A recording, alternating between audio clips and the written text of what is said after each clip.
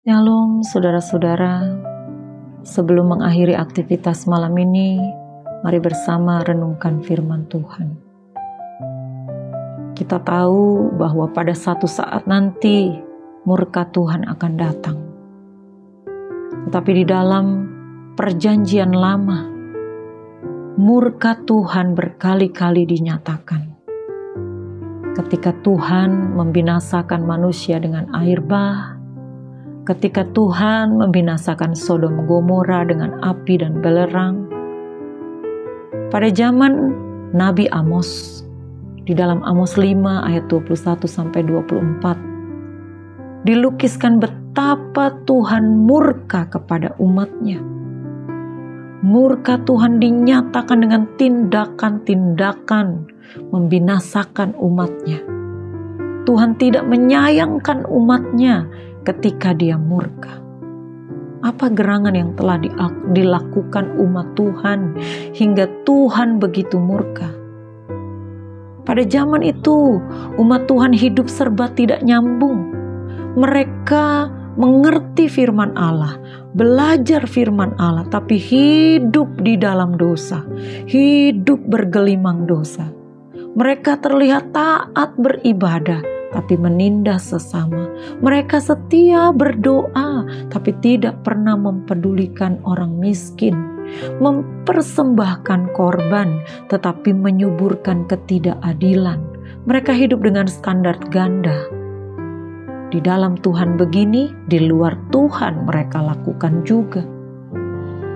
Tidak nyambung antara standar moral yang mereka lakukan setiap hari dengan kebenaran dan syariat-syariat Tuhan yang pada saat itu berlaku di tengah umat Tuhan.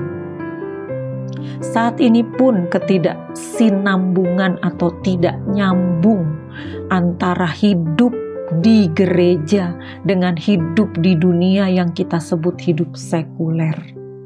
Tindakan yang kita lakukan tidak nyambung. Hidup yang diwujudkan tidak nyambung dengan apa yang kita percayai, dengan apa yang kita imani, dengan apa yang kita dengarkan dan pelajari. Perilaku yang dihidupi tidak nyambung dengan nilai-nilai kebenaran yang harusnya diterapkan. Perbuatan sehari-hari kita tidak nyambung dengan ibadah-ibadah yang kita jalankan. Segala sesuatu jadi tidak nyambung. Akibatnya kita menjadi orang-orang munafik, lain di bibir, lain di hati. Wakil rakyat melupakan rakyat, penegak hukum melanggar hukum, pagar makan tanaman, penjaga moral bertindak amoral, meninggikan Tuhan tapi merendahkan sesama, dan banyak hal lagi. Dan apa pesan Tuhan lewat Nabi Amos? Di dalam Amos 5 tadi dikatakan, Tuhan ingin